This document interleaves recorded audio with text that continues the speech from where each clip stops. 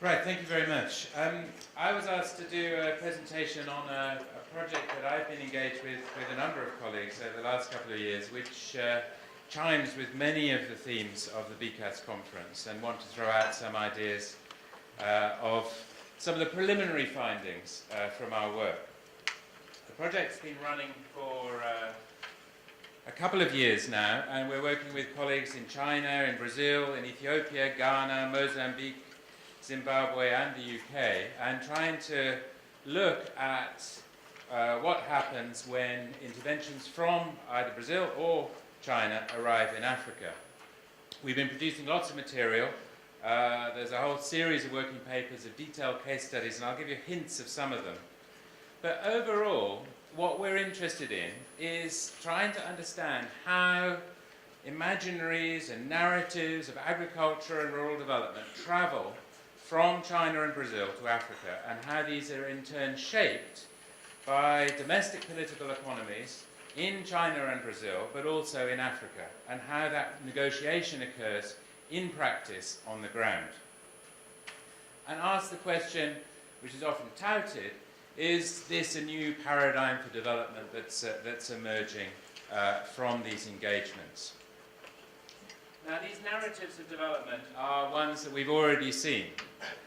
They come with particular images and particular politics and particular histories and experiences. Here's the sort of archetypical framing of Brazilian agricultural development, which arrives through these engagements.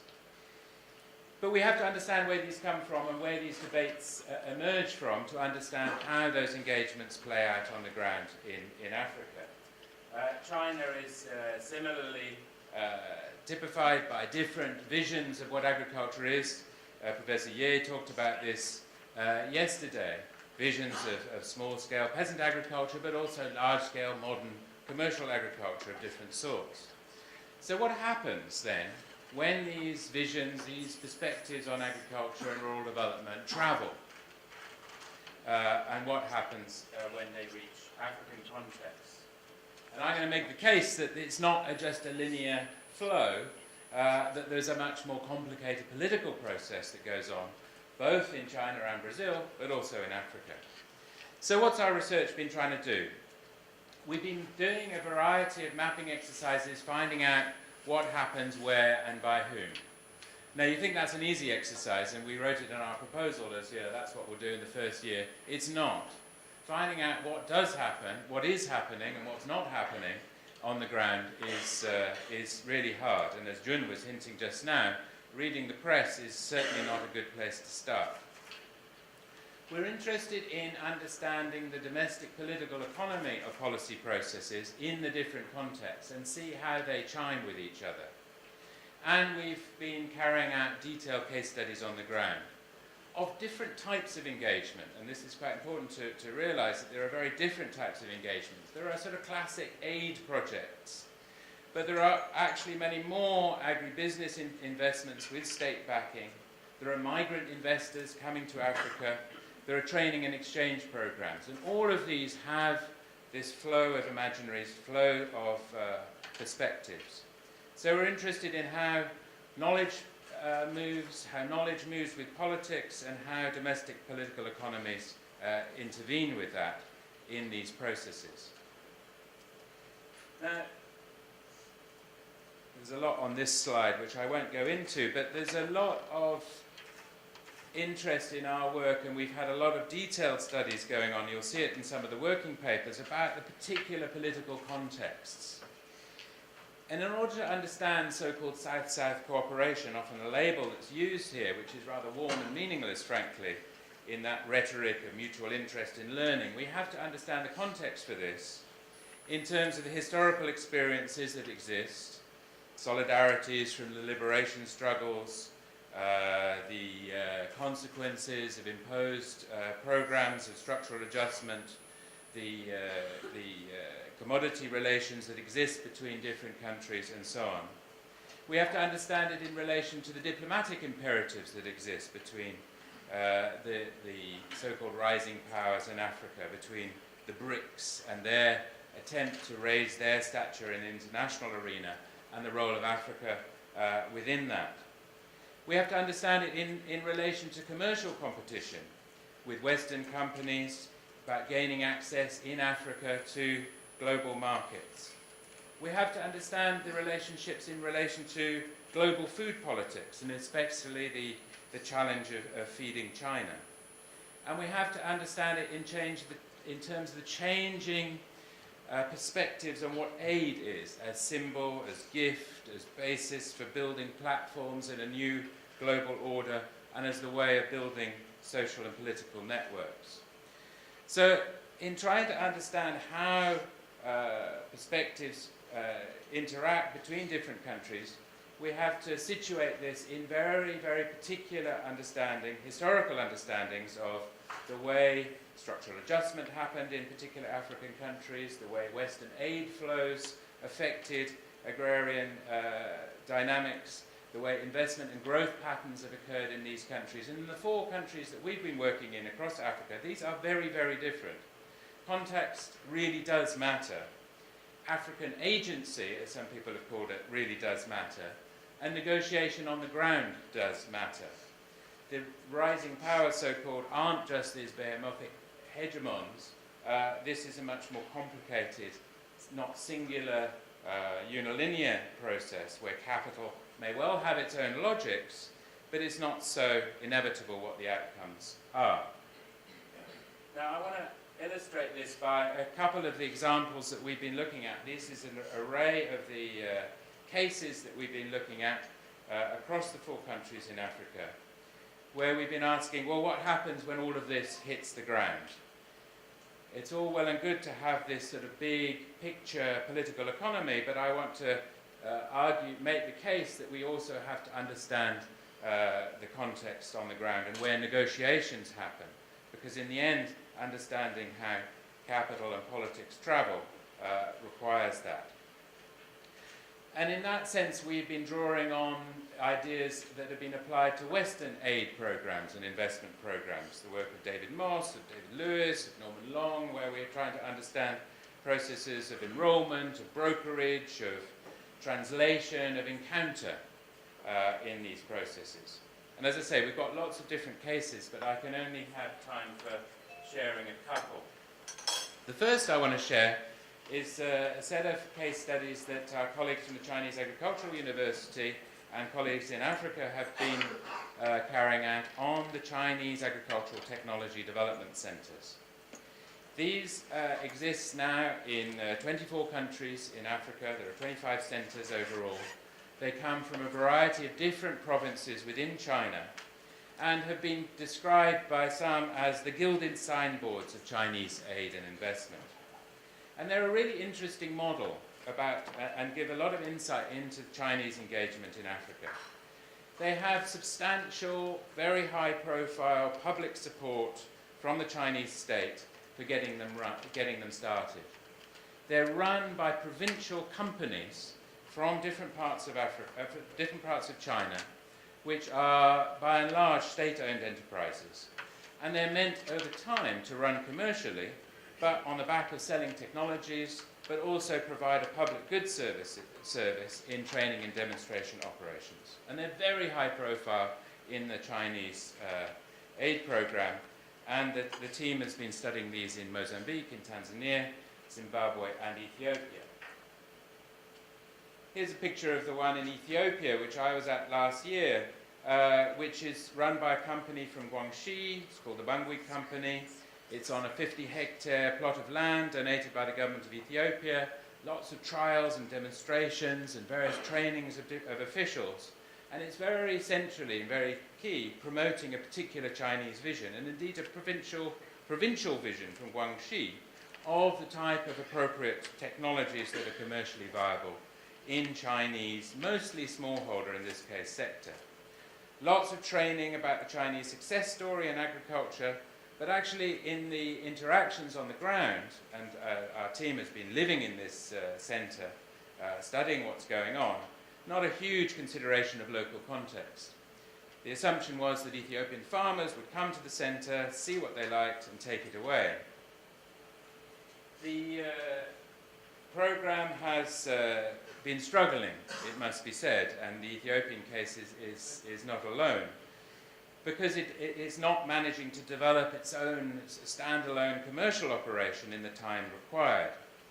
They're spending a huge amount of time trying to sell Chinese vegetables from the farm for sale in Addis Ababa. And actually the number of trainings has declined. And in interviews with the Chinese staff there, lots of challenges were identified of logistics, of funding, of language, of culture, and personal isolation of operating in this setting. And what was very clear, and why it's been particularly challenging in Ethiopia and elsewhere, is a very different conceptualization of aid and development and demonstration and agriculture, and a general frustration on both sides. But overall, a huge amount of investment going into this approach. How it will pan out in the longer term, I don't know, but maybe in the future Chinese handheld tractors will be a phenomenon of the Ethiopian highlands. I want to demonstrate another case which we'll be discussing later in the day, which many of you will know about, which of course is the Brazilian engagement through the program called Prosavana in Mozambique, which, as many of you will also know, is very high profile, highly contentious, and is part of a trilateral cooperation between Brazil, Japan, and Mozambique. It's an enormously ambitious model based on the development of a corridor in Mozambique with the intention that over time large-scale agricultural investment will follow from construction, mining, transport development, and so on. My colleague Lydia Cabral has written a very nice paper that describes the intersection of, or the interaction of, what she calls the priests, the technicians, and the traders in the playing out of Brazilian aid in Mozambique. The priests, very much the passionate advocates of the Cerrado model, the technicians from Embrapa, the people who are to implement this high-level Brazilian agronomy, and the traders who will follow behind, who will sell that to in the African context. And just as in the Chinese model, the imageries of and imaginaries of Africa and Brazil are playing out a lot in this dynamic. This diagram at the top, those of you who speak Portuguese, you can just see the argument here. It's from an Embrapa document, whereby the Brazilian agroecology on one side of the planet is seen to be equivalent to the Mozambican agroecology, and on the other side of the planet, and there is this argument that between the two, technologies will be transferred. And as you know, the Brazilian Cerrado success, which indeed was a success in its own terms, and Embrapa technical know-how, which is extraordinary, has been very much part and parcel of that. But it's not only imaginaries in the technical sphere that have influenced the way these engagements have happened. It's imaginaries in the social sphere around the idea of so-called family farming in the Brazilian context, and the way particular social movements have interacted between Brazil and Mozambique. And my colleagues Euclides Gonzalez and Arilson Favaretto and Alex Shanklin have been examining these interactions over time in the context of Prosavana, but also other engagements of Brazil in Mozambique. And we see a lot of the way that ideas are transported and transferred as part and parcel of these engagements, not always landing in a way that is appropriate. But in relation to Prosavana, of course, there's actually not much happening on the ground. This is an example where a very hyped so-called land grab has not turned out quite as the activists and the newspapers suggest. And a number of reasons can be reflected on. Brazil, of course, is concerned with its bad image, but also crisis within Brazil, fiscal constraints, has meant that there's been a decline in investment in Brazilian consultants and technicians. Brazilian agribusiness is in decline in terms of its foreign activities because of the decline of the commodity boom. European markets are looking less attractive, Africa too difficult. And the Mozambique elite, who is very keen to capture external capital with alliances with Western aid agencies and others, has found it difficult to manage that. And as with so many other prominent examples of global land grabs, as Jun was mentioning, it turns out to be a much more complex story in the end. So those two examples, very briefly covered, and you can read more in the papers because there's a lot more detail than I've been able to suggest, show that the role of China and Brazil in African agriculture is hugely more complex, as you might expect, than is often suggested in the simple narratives that we often hear. So, to conclude, really, we often hear about the new dimensions of so-called South-South cooperation. Is this a new paradigm for development, or is it actually ultimately more about the nature of commercial interest, about building a platform for longer-term engagement of capital through state support that allows either the Prosavana corridor in Kala to happen, or the ATDCs, the technology centres, to provide a platform for longer-term engagement, whereby China and Brazil, in different ways, very different ways, are operating in a new geopolitical setting that allows these engagements to unfold.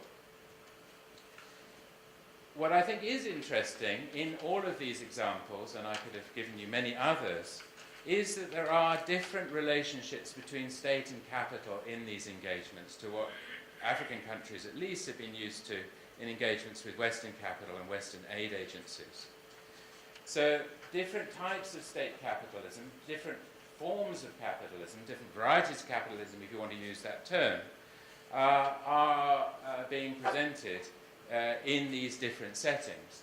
So in the case of the Chinese ATDCs, these come from a dozen or more different provinces within China, where very different relationships between state and capital exist in China and are being exported to Africa. So when we think about capital, and Chinese capital, let's not use it in a singular term. Let's try and understand it in its contextual term. The same applies to Brazil. But African states are quite interested in this because of the debates within Africa and elsewhere about forms of developmental state and forms in which, given the fact that they have been subject to decades of structural adjustment and beseeching by the World Bank and the IMF to reduce state capacity, interested in alternative models where the state seems to have a different role in development. Many of our examples have looked at the nature of technology transfer, and this is an old debate, of course, but new lessons are being learned, old lessons in a way are being learned in these new contexts. And clearly the transfer of technology, whether it's from the Cerrado or whether it's from peasant agriculture in China, is not going to be a unilinear approach. There is going to be much more complexity in negotiation and upsets on the way, and we see this again and again and again. These aren't these hegemonic forces pushing a particular view, but actually there are reactions and amendments and adjustments as we go. And as Jun said, this hype around land grabbing and big displacing investments that occurred in the period from 2008 and 2009 has not panned out in quite the way that it was assumed at that point. There has certainly been forms of displacement, but we have to understand them as negotiated within these particular local political economies, where changing commodity prices, changing opportunities for capital have shifted the opportunities, for example, for Prosavana to turn out in the way that it was originally envisaged. Not to say that in the longer term that these platforms, as I was saying before, won't in turn provide the basis for displacing investments and land grabbing. But what we have to understand this is in terms of the longer processes of expansion of from different nodes of capital around the world into the African context. We're not just seeing one moment of this, and we have to understand that in the longer historical setting. So I'm going to finish there. I had a couple of other things to say. This is our website. That's our team, all looking very happy in Addis Ababa last year. You'll recognize quite a few of them, one or two in the room. And check out the website for lots and lots and lots more. Okay.